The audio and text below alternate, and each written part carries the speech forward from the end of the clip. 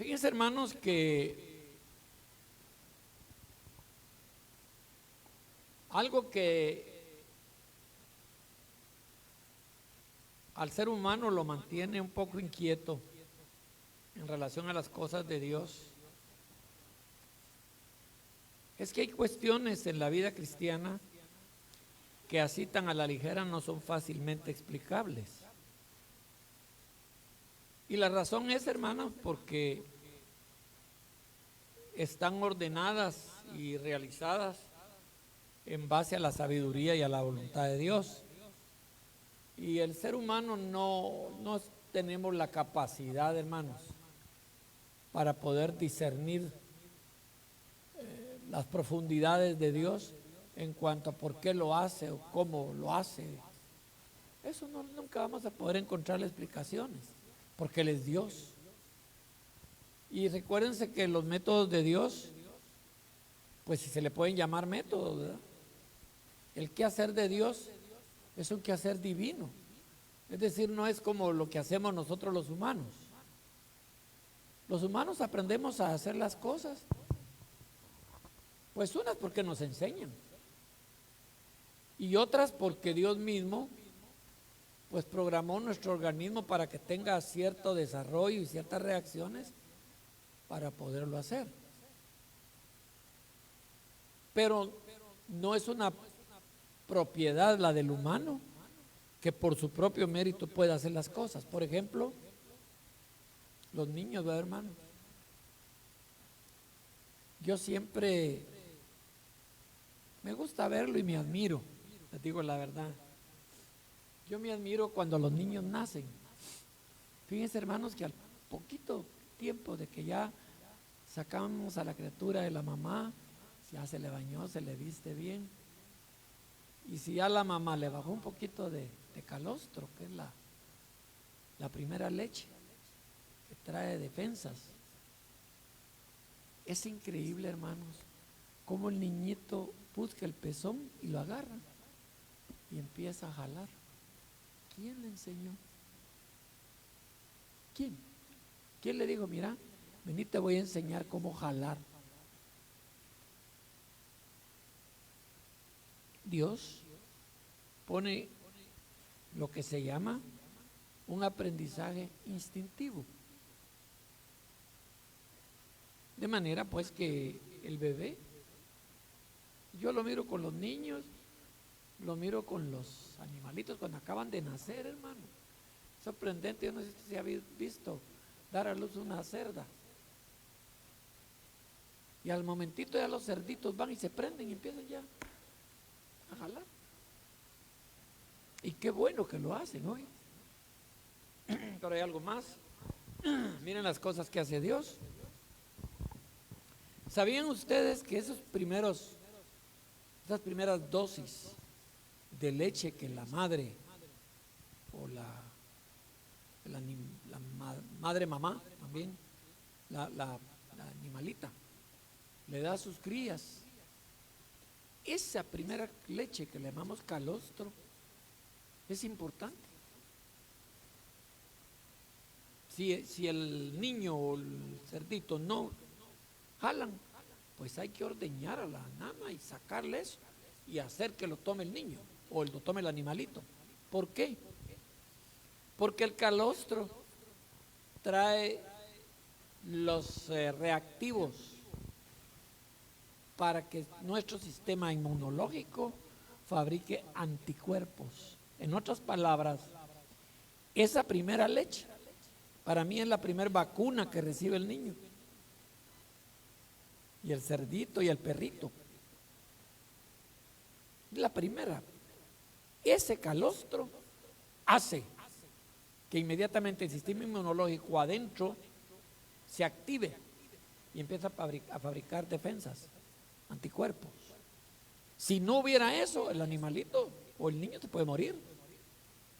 Puede morir. Porque acuérdense que está vulnerable, porque el cerdito, el perrito, están en un ambiente estéril dentro del animal, están bien cuidados, pero al salir a este ambiente Aquí, hermanos, hay virus y bacterias hasta en el aire. Bueno, pues muchos dicen, pero es que miren, y quieren explicaciones bien detalladas de las cosas de Dios. Hasta le preguntan a uno, mire, ¿y cómo es eso? Este Dios tan amoroso, y hubo terremoto en Japón y se murieron 80,000 gentes. Y a Dios le echan la culpa. ¿Y qué? Mire, ¿qué Dios hace? ¿Por qué? No es eso el asunto. ¿Qué pasa ahí? Ahí no hay vacuna, porque no ha puesto vacuna contra los terremotos todavía. Si no, yo me pusiera una, porque en Guatemala, si voy, hay terremotos cada poco. Pero no hay. Y entonces, ¿qué pasa ahí? Me preguntan a mí. ¿Qué sucede en esos casos? Y encontramos que lo que pasa es que hay cosas profundas de Dios, insondables, en donde en el movimiento humano se dan juicios divinos, aunque usted no lo crea. Pero es que miren, en Guatemala, el único terremoto que había pasado, que fue en el año 1976, murieron 25,000 guatemaltecos. Más o menos, ¿no? Se cuenta, fueron 25,000. Y entre esos se fueron algunos hermanos en Cristo, ¿no? Evangélicos. Yo oía que muchos decían, mire, como quien dice que se mueran los impíos, pues no los evangélicos, ¿va? Y entonces empiezan a buscar explicaciones de muchas cosas. Usted no le va a encontrar explicaciones así tan superficiales. Pues hablando de eso, hermanos, Pablo mandó una carta a los romanos. Abra ahí su Biblia en la carta que mandó Pablo a los romanos, en el capítulo 11. Y dice, capítulo 11, versículo 33 de la carta a los romanos.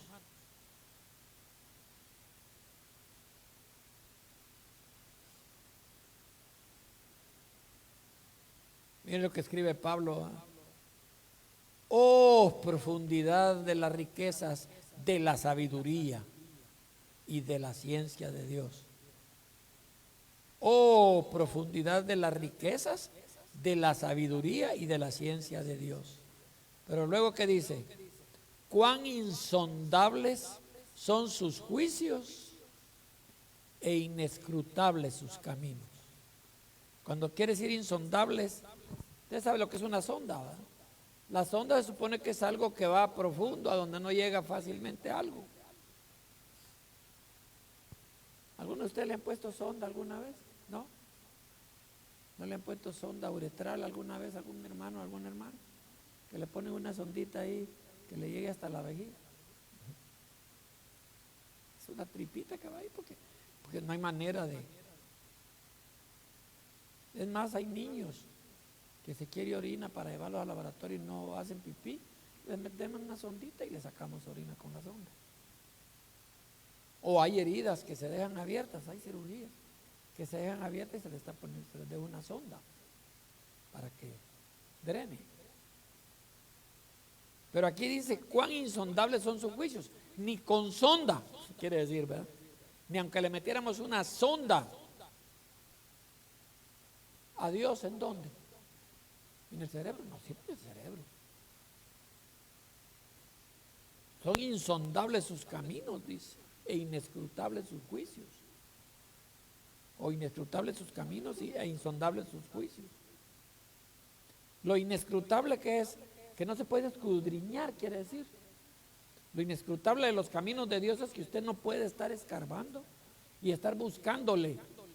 ¿Cómo le hace? ¿Cómo vamos a entender cómo hace Dios las cosas? Ahorita la ciencia está empezando a descubrir algunas cosas. Y dicen, ah, sí, es que... Y no, por supuesto, en el campo científico no están pensando que fue Dios que lo hizo.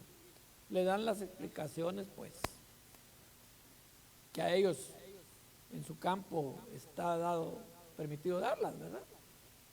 Pero hay muchas cuestiones de todo eso que son inescrutables, que no se llega a saber. Por ejemplo, nosotros somos resultado, hermanos, de un óvulo y de un espermatozoide. ¿Verdad que sí? De un óvulo, nada más. Pero somos el resultado de un espermatozoide entre millones. Sí.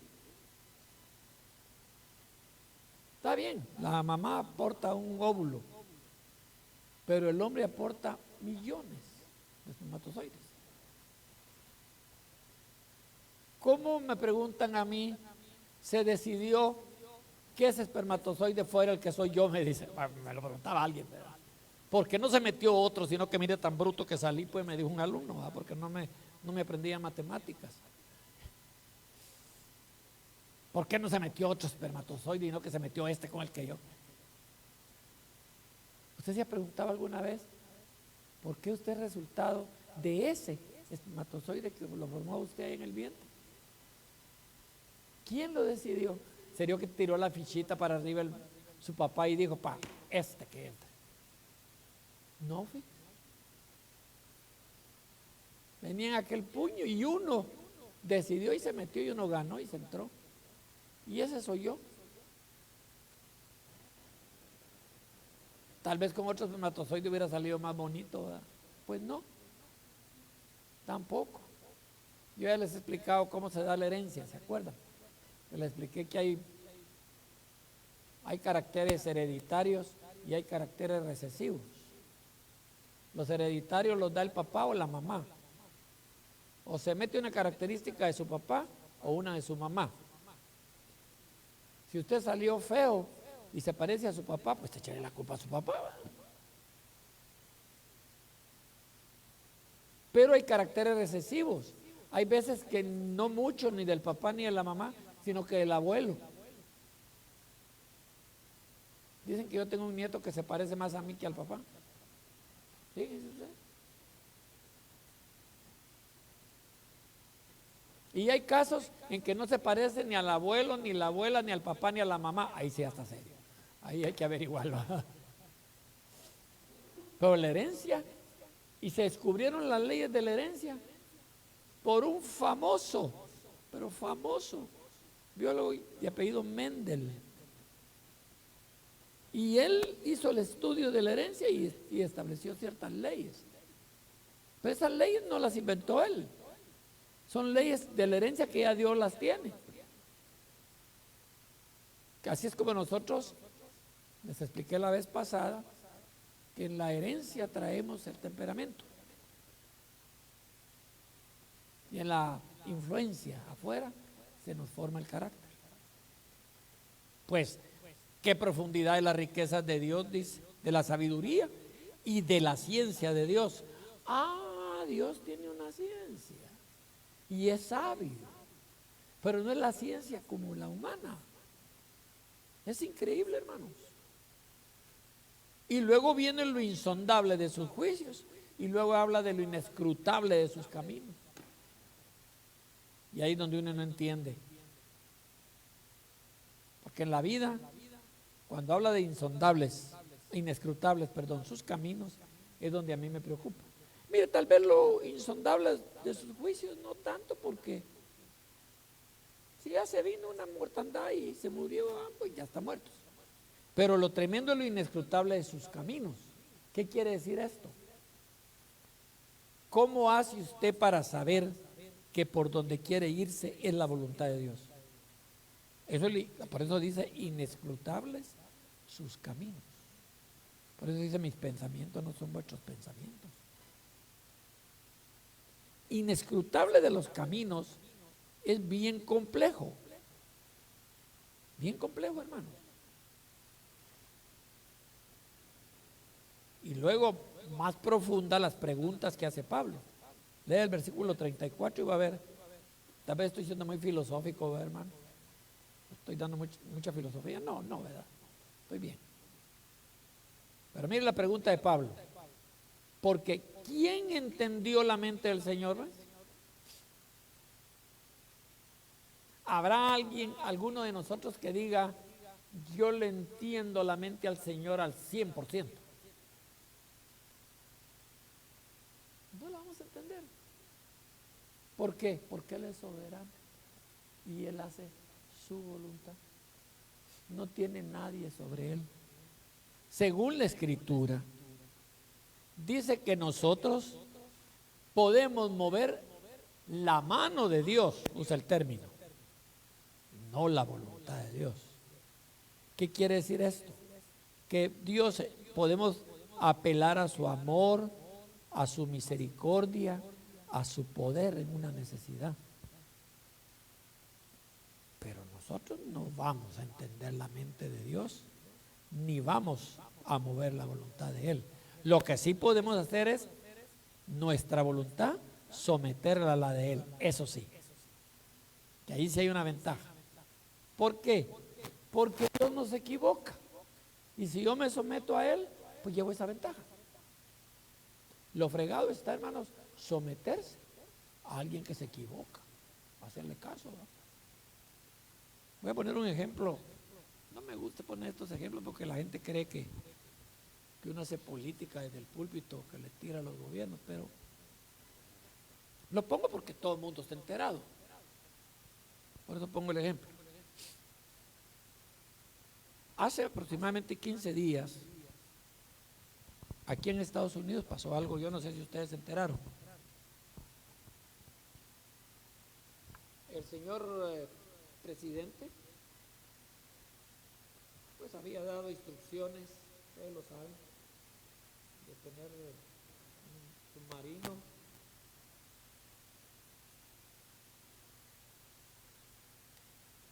Parece que un acorazado, el más fuerte, cuando digo acorazado es un portaaviones de guerra, el más tremendo que tienen,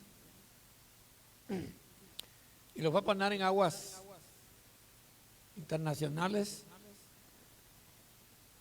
allá cerca de Venezuela. Se lo estoy informando porque es conocido. Hoy no estoy criticando si estuvo bien que lo hiciera o no lo hiciera, por favor, no. Yo no me meto en política, menos en este país, y desde el púlpito yo no hago política tampoco, hermano. Pero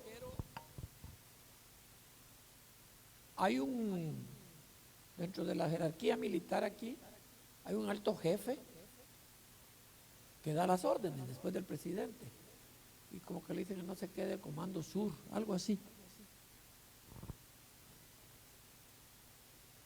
Y de ese portaaviones, el propósito era ir a atacar a las barcos o lanchas o lo que fuera que iban con droga, que fueran con droga. A los narcotraficantes parece atacarlos.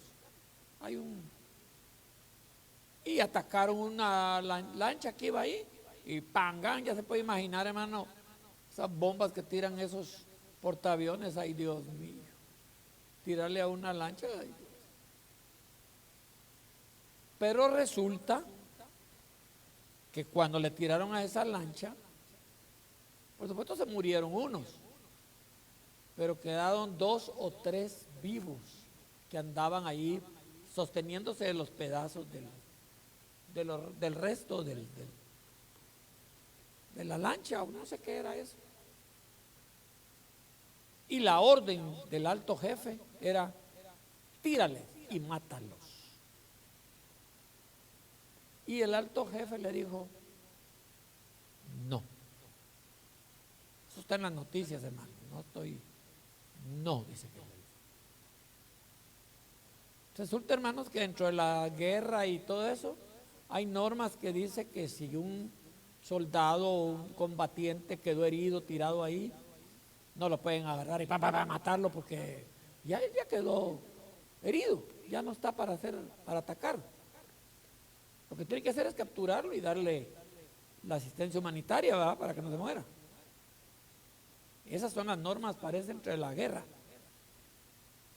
Y entonces este jefe que dijo, no les tiro, porque eso ya sería un delito de guerra.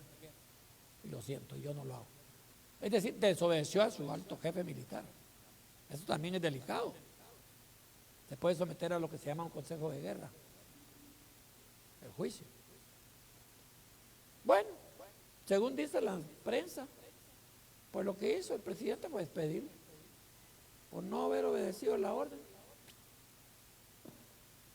No te doy ni la oportunidad de retirarte para que no lo declaren como oficial en retiro, sino como oficial expulsado. Y desobedeció. ¿Por qué? Porque él consideró que la orden que le estaban dando no era una orden sabia, como para obedecerla. Dígame usted, ahora trasladándolo, ¿por qué les estoy hablando de eso? Traslademos al lado de Dios. Dios nos ha dado mandamientos, nos da órdenes, nos da mandatos. ¿Qué dice usted? ¿Decidimos obedecerlos o decidimos algunos no porque de repente esa orden que nos está dando Dios es ilegal? ¿Ah? Es errónea. ¿Cree que podemos decir así? Yo no obedezco eso que me está ordenando Dios porque eso es erróneo, es ilegal. Hasta cabrá la posibilidad de que Dios me dé una orden errónea si Él es perfecto. Él es perfecto.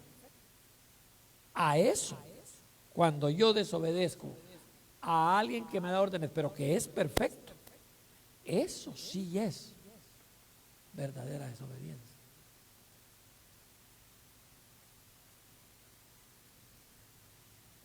Bueno, aquí dice entonces lo que en el versículo 34, ¿quién entendió la mente del Señor? ¿Quién? Yo no puedo entender la mente del Señor. A mí me hacen muchas preguntas, hermanos, gente, en relación a Dios hoy, muchas preguntas. Y yo les soy honesto, hay unas que conforme a la palabra, pues yo le digo, mire, la Biblia dice esto.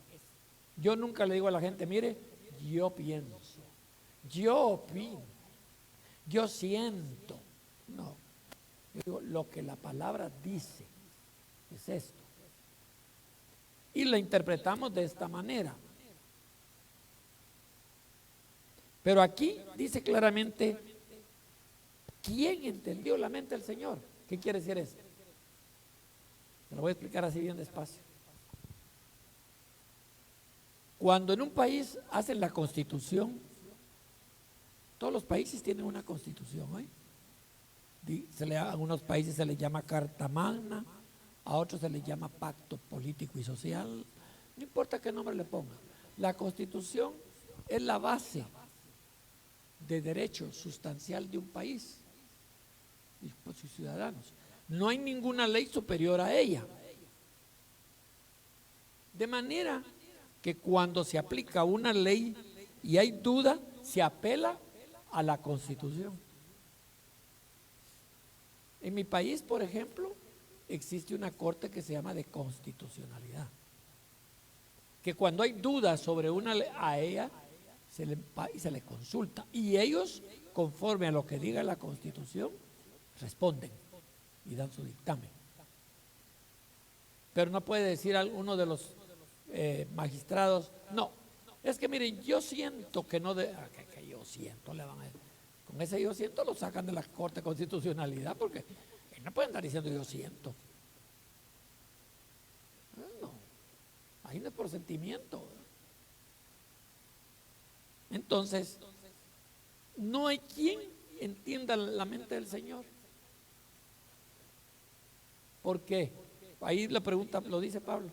¿O quién fue su consejero? Más todavía tremendo. ¿Quién le ayudaría a Dios? ¿Quién le estuvo soplando para que nos diera esta palabra inspirada y bendita? ¿Ah? ¿Quién será que le sopló, hermano? Mire en qué ambiente de seguridad nos tiene Dios a nosotros. Aunque mucha gente no cree en la Biblia hoy, y otros no creen ni en Dios. Están más inseguros que cualquiera. Ahora usted dirá, pero mire, los musulmanes creen allá en su... Sí, pero ellos no creen simplemente en eso. Ellos tienen metido lo que Mahoma les dijo. Y nosotros estamos sometidos a lo que aquí en persona nos dijo Jesucristo. ¿Qué diferencia hay entre Jesucristo y Mahoma? Que Jesucristo vino, pagó por nuestros pecados, murió, resucitó, fue glorificado y subió a la gloria. Mahoma no, aunque ellos dicen que sí subió.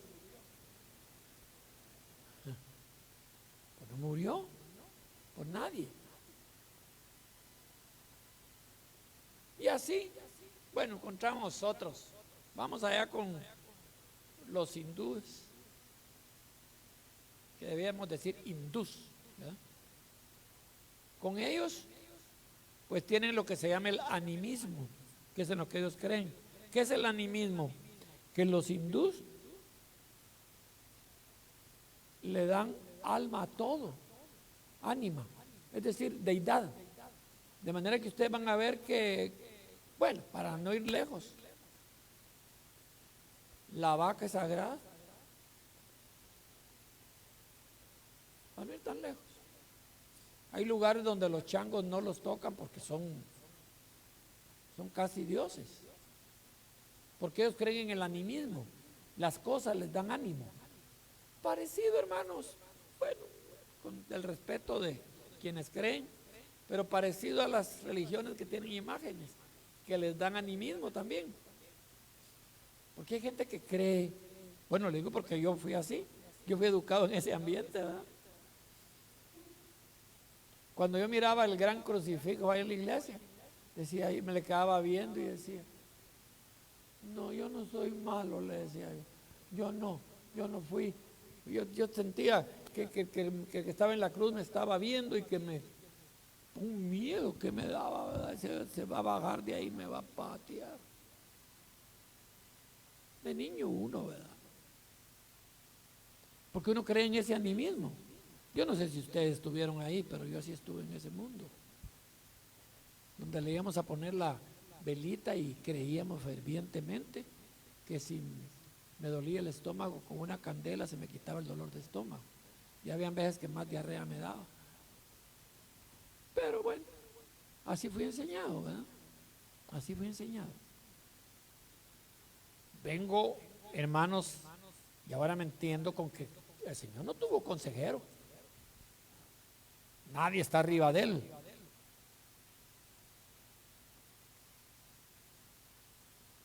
Y lo más tremendo es esto. Y viene y tiene toda esa misericordia con como dijo mi coterráneo, ¿verdad? Con esta retahila de gente. Retahila quiere decir esta gran cantidad de gente. Ahí en mi tierra así le dice. Y viene Dios y se mete a este gran lío. Qué gran lío, hermano. Digo yo, como me dijo alguien, no estaba contento solo él, sino que se mete a crear al ser humano y mire cómo estamos, pues me dice. Este es un revoltijo, usted me dice. Gente con la que yo hablo, ¿verdad? Que ¿para qué Dios se metió a hacernos? No estuviera usted, le digo yo. No importa, me dice, pero mire, pues. No tendría que estar aguantando esa mujer y hoy esa suegra, dice él. Y a la mujer también. Pero la pregunta del versículo 35 responde a eso. Miren qué pregunta la que hace Pablo. Es que miren estas preguntas, léanlas más despacio en su casa hoy. Versículo 35 de Romanos 11. ¿O quién le dio a él primero para que le fuese recompensado? ¿Quién le daría plata a Dios para que hiciera esta gran cantidad de seres humanos? ¿Quién le daría? ¿Quién le pagaría para que hiciera montañas, ríos, lagos, océanos? ¿Quién será que le dio mordida? Porque esa es la pregunta de Pablo. ¿Quién le daría algo a Dios primero para que para, como quien dice, para recompensarlo por lo que ha hecho? ¿Creen ustedes que podemos llegar un día y decirle, mira, Señor, aquí te traigo unos dolaritos, gracias por Rudy que me diste, Señor, por el Rudy que me diste? Y le paga. ¿Le va a pagar, hermano? No. ¿Qué? ¿Con qué va a pagar ese gran hombre usted? ¿Con qué? Ni con una red de berenjenas. ¿Con qué le vamos a pagar a Dios todo esto que ha hecho? ¿Con qué? Nadie le ha dado recompensa. Nadie. Por eso dice, ¿quién le dio a él primero? ¿Quién le dio a él antes? Como quien dice, te vamos a dar adelantado esto y cría este mundo y hace esta tierra. ¿Será que llegó alguien y le dijo, mira Dios, toma, te vamos a dar, te vamos a recompensar, pero hace la tierra, hace la luna, hace Marte, hace los planetas, hace las galaxias? Nadie. Bueno, miren cómo viene a dilucidarse esto. Es que miren, hermanos, este mensaje se los quería dar así para que vean ustedes que no estamos parados en un camino erróneo hoy. Nosotros estamos con un Dios que estamos donde debemos estar, hermano, con un Dios perfecto, omnipotente, omnipresente, omnisciente, que todo lo puede. No estamos desprotegidos. Y entonces aparece en escena. Esto es lo que más me gusta. Lo más hermoso es que viene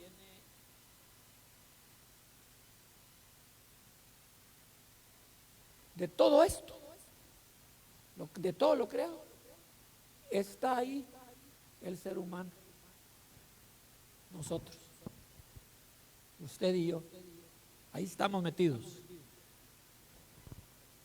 Hermano, si tuviéramos un dron, pero especialísimo allá, casi fuera de la tierra, enfocando donde usted está sentado,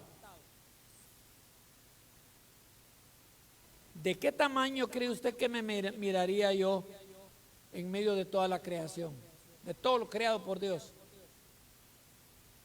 Con un dron allá afuera, alguien me dijo, ni se miraría, me dice. ¿Creen que me miraría yo?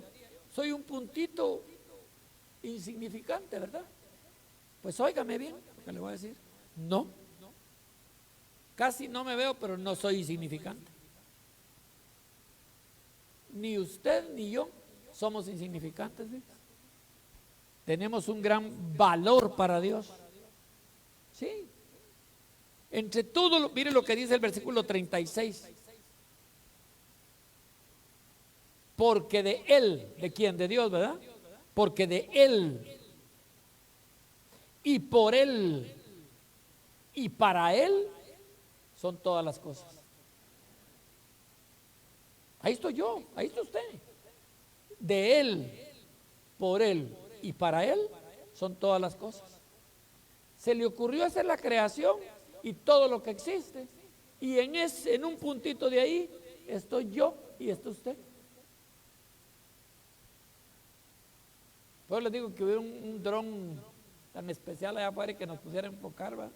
¿Cómo, en qué punto estaría yo ahí? No sé, sí. Bueno, como dijo alguien,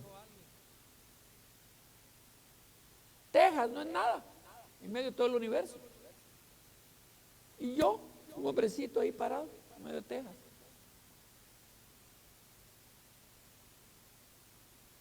Entonces, ¿qué es lo que queda viendo de todo esto que nos presenta Pablo? Nosotros, fíjese que Dios, para Él, a pesar que no hemos sido tan buena onda desde la creación, porque acuérdense que Dios, tan lindo, ¿verdad?, cómo hizo la creación, y para Él, pues, se sintió orgulloso cuando hizo la primera pareja, ¿verdad? Porque acuérdense que ya había hecho una creación con ángeles y hasta tenía aquel muchacho, ¿verdad?, que le decían Luzbel, parecido a mí, dicen que era, pero ahora ya no se parece a mí nada. Pero en ese tiempo dice que era bello, galán el muchacho, casi Juárez era. Pero ¿qué pasó? Se le reveló y desordenó todo, hizo un gran relajo. Y vino Dios y dijo, no, voy a hacer algo mejor. Y decidió hacer al ser humano. Ahí estamos nosotros. Ahí estamos nosotros. ¿Y sabe qué es la ventaja con nosotros? Que si entendemos esto que dice Pablo, por esto, porque de Él, por Él y para Él, estoy hecho yo. Y usted, ¿verdad que sí? Por Él, o creo, y soy de Él, por lo tanto. Y además, todas las cosas, dice. Lo único es que de todas las cosas que existen, ¿sabe quién es el que mejor puede darle la gloria a Dios? Nosotros, así dice ahí. A Él sea la gloria por los siglos de los siglos, amén. En latín, secula seculorum, amén. ¿Sí? Es decir, nos lleva a un punto, mis hermanos, Pablo, donde dice, miren, como dijo un predicador, no somos cualquier porquería. Ahora, ¿por qué? Porque nos presentó un plan de redención en donde nos metió a nosotros. Aunque vino a la tierra y tenía que nacer en una, yo ya les he explicado, hermanos, que tenía que nacer en un lugar, ¿verdad? Y tenía que nacer en una raza. Y por eso fue a parar ahí con los judíos, porque muchos hasta eso reclaman. ¿Y por qué fue a nacer allá? ¿Por qué tenía que ser judío Jesús? ¿Qué le costaba ser mexicano, pues? Y decir, órale. ¿O qué le costaba haber nacido allá en La Habana? Y en lugar de decir, paz a vosotros, que dijera, cosa más grande de la vida, chico. No, tuvo que ser judío, se queja. Pero a lo suyo vino y eso ni lo recibieron. Y a nosotros que lo recibimos, dice, nos dio, en una versión dice potestad, en otra dice el derecho de ser llamados y hechos hijos de Dios. ¿Se dan cuenta? Entonces no somos cualquier porquería, no somos cualquier cosa. Entonces, en Efesios, Pablo le pone el sello a esto. En Efesios, en el capítulo 5, quiere decir que después de ver este panorama, hermanos, en el que Dios nos tiene a nosotros, aunque parezcamos un puntito en medio de todo el universo, un puntito insignificante, diría alguien, pero por ese puntito insignificante que soy yo, murió Cristo, ¿sí? Por ese puntito. Nacido en Usumatlán, Zacapa. Pero oigan bien, en Efesios 5, 15, entonces dice, leamos desde el 14, dice Pablo, por lo cual dice, hermanos, si ustedes se sienten privilegiados, que en ser un puntito, pero que ha sido hecho por Él, para Él y todo lo que dijimos ahí, con una mente tan perfecta como la de Dios. Dice, por lo cual dice, despiértate tú que duermes y levántate de los muertos y te alumbrará Cristo. Pero ¿qué dice el versículo 15? Mirad pues con diligencia cómo andéis, no como necios, sino como sabios, aprovechando bien el tiempo, porque los días son malos. ¿Son malos? Sí, son malos, pero ese puntito que soy yo ahí, si yo velo con diligencia, ese puntito que está ahí, está en un plan de Dios hoy, en su mente perfecta, sus caminos perfectos, su sabiduría perfecta, su ciencia perfecta. Ahí está usted y estoy yo. Ahí estamos. ¿Y qué inteligencia artificial ni qué nada, hermanos? Yo no sé si Dios tendrá alguna su computadora con inteligencia artificial, no creo, ¿va? No creo. Ahí lo tiene a usted y me tiene a mí inmerso en ese puntito. De manera que no estamos a la deriva. Vamos bien, hermanos. Los tiempos son malos. Por eso hay que tener mucha diligencia. Cuando uno siente, porque uno juzga mucho de lo que está pasando a su alrededor. Yo no quisiera que las cosas fueran perfectas. Así quisiera uno, ¿o no? Yo como pastor soy un poquito desesperado. Yo quisiera, como decía un pastor, ¿verdad? Yo quisiera a todos meterlos en una horma, decía, y hacerlos a mi manera, decía, hacer un molde, y en ese molde meterlos a todos, decía. Entonces le decía yo, no, porque entonces sale lo que se llaman de partida. No sé si saben ustedes qué es lo de partida. Allá en mi país había almacenes que hacían pantalones, todos del mismo color, el mismo estilo. Lo único que cambiaba era la talla, la medida, ¿va? Y le llamaban por eso pantalones de partida, le llamaban, porque todo el mundo que compraba pantalones, todos del mismo color, todos del mismo estilo, todos andaban iguales, y le llamaban de partida. Dios no está haciendo cristianos de partida hoy. Cada uno de nosotros somos irrepetibles, somos únicos. ¿Oye? Pero eso sí, estamos en el plan de Dios. Eso es lo bueno. Como Dios nos concibió, ahí estamos y ahí debemos estar, no salirnos de ese plan. Amén.